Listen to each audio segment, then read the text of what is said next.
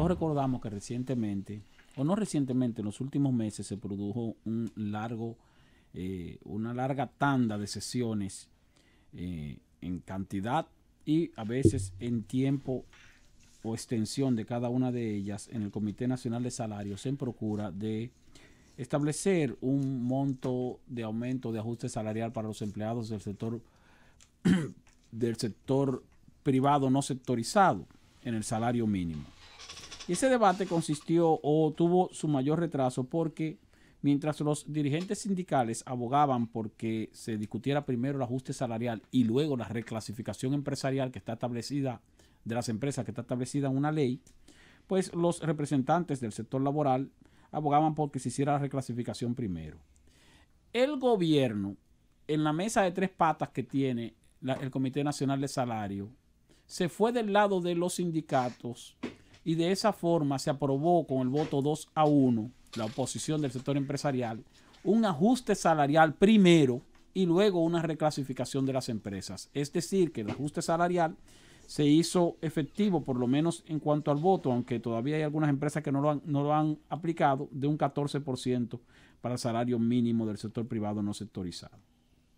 Luego, entonces, en un plazo de 60 días se iniciarían las discusiones para la reclasificación empresarial. Ahora, el sector sindical sale con una especie de carta bajo la manga que parece una especie de mala jugada o de jugada malintencionada, de argumentar que se va a retirar de la mesa de diálogo para la reclasificación de las empresas con el argumento, repito, de que esa reclasificación es de tipo económico o comercial y productivo y que tiene que ser una atribución del Ministerio de Industria y Comercio y no necesariamente del Ministerio de Trabajo.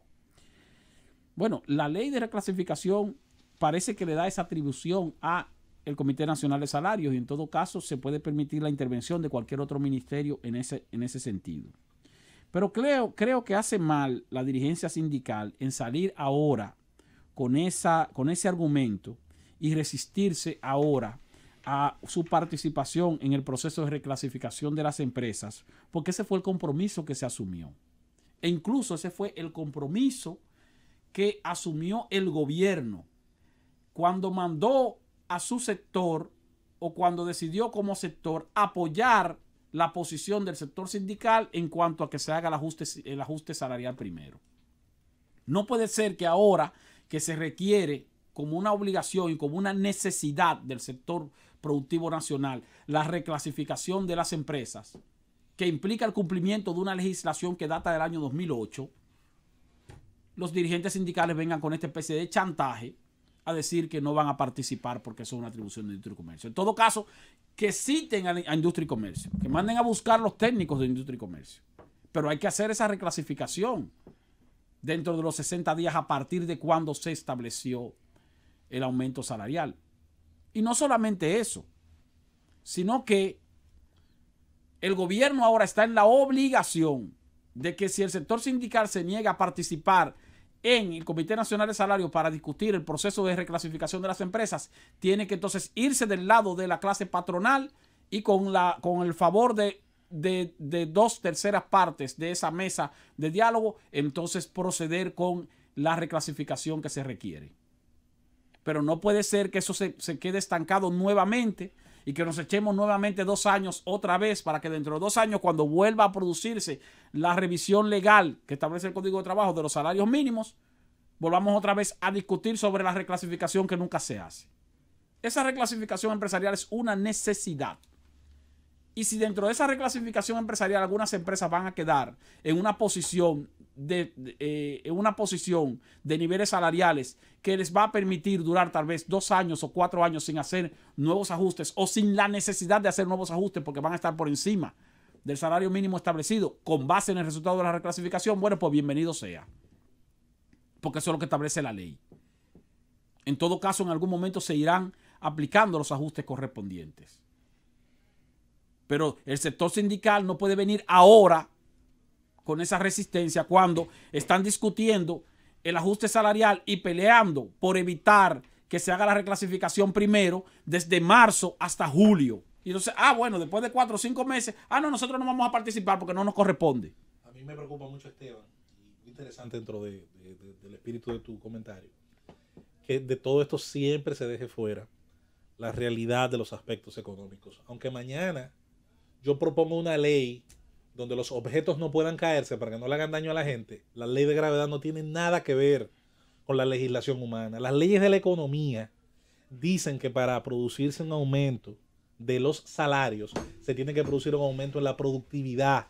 Y aunque usted sea de izquierda, de derecha, de centro, sindicalista, empresario o gobierno, aumentar los salarios sin aumentar la productividad va a generar efectos contrarios a la naturaleza de lo que se busca. Me ha preocupado, lo he dicho todo el tiempo cuando tuvimos el invitado aquí, cuando no lo hemos tenido, cómo se ha dejado fuera del aspecto económico esa realidad que usted está en Rusia, en China, en Hong Kong, en República Dominicana, es inalterable. Luego, cuando vengan aspectos indeseables de aumentar salarios sin aumentar productividad, y el mejor ejemplo lo tenemos aquí en Sudamérica, en una economía que ha aumentado los salarios 60 veces y pico en los pasados 3 años sin tener medidas de aumento de productividad, y lo que ha hecho es generar una hecatombe económica en su país. El Estado, insisto, ha jugado a ser el árbitro que nada tiene que hacer ni ceder. Y sí tiene muchas cosas que ceder para ayudar a bajando costos estructurales y ayudando a la libre competencia, aumentar la productividad y que por lo tanto sea menos lesiva a la rentabilidad de las empresas ese aumento de salario. ¿Tú crees que ese aumento que le ha aprobado, escúchame Esteban, que tu comentario, ¿tú te crees ese aumento de salario que ellos de manera permanente cada 2 años, con discusión o no, le han aumentado o ellos han sido parte que se le aumente a los trabajadores privados? ¿Tú te crees que porque ella el Estado hace tiempo que no sabe que la productividad de esas empresas ha crecido? Es probable. No la de pero todos. Pero en todo caso, no la, de todos. Bueno, pero la productividad del campo dominicano para ti ha aumentado.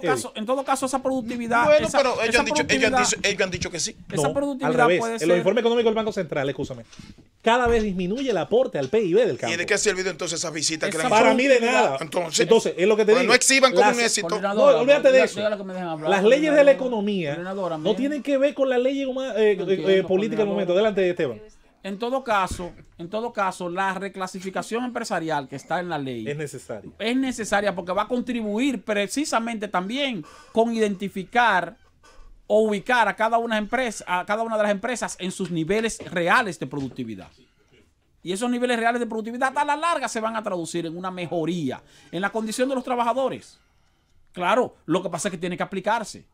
Y no se puede vivir con base en el chantaje de parte de sectores, ni del sector empresarial, ni en este caso del sector sindical. En este caso sería chantaje y engaño. Sí. Porque ahora se retiraron de la mesa y no hay cómo hacer que se sienten nuevamente para hablar de la reclasificación. Y por eso digo que el sector, en este caso el gobierno tiene que irse del lado del sector empresarial para dar cumplimiento a esa legislación. Finalmente, ya para finalizar, porque es sobre el mismo tema, brevemente, Francis, el gobierno también designó una comisión, que es una comisión donde se está trabajando con la discusión de la revisión del Código de Trabajo. Y ahí participan gobierno, sector empresarial, participa también el sector sindical. Y una de las situaciones que más retraso ha provocado en esas discusiones es la del derecho de cesantía y la forma en que se podría modificar ese derecho para reducir los altos costos que tiene el sector empresarial.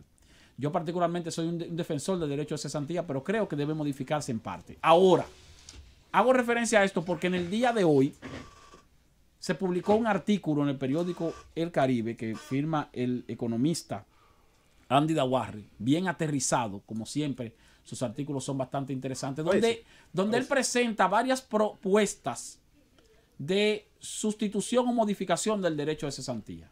No voy a entrar en detalles sobre eso. Solo que digo que como digo una cosa, digo la otra. Con relación a la reclasificación, el sector sindical tiene que ceder. Ahora, el sector sindical que revise bien ese artículo y que tome en cuenta que las propuestas que hay ahí de modificación de la cesantía son todas para la clase trabajadora inaceptables. Por donde quiera que usted las mire, siempre ha sido los trabajadores saldrían perdiendo. Así que les digo esto para que revisen. Pero no son entonces, no es un artículo. No, es un artículo, no, porque es un artículo muy bien elaborado aterrizado, y son propuestas muy bien hechas. Lo que digo es que del sector empresarial, todas las propuestas que están presentadas ahí para sustituir o modificar el derecho de cesantía tal como está establecido hoy día, en todos los casos saldría perdiendo la clase trabajadora. Por lo tanto, tienen que tomarlo en cuenta para que a la hora de las discusiones o la profundización de las discusiones para la modificación, que no consideren, a mi entender, esas opciones, sino que sigan buscando más discusiones.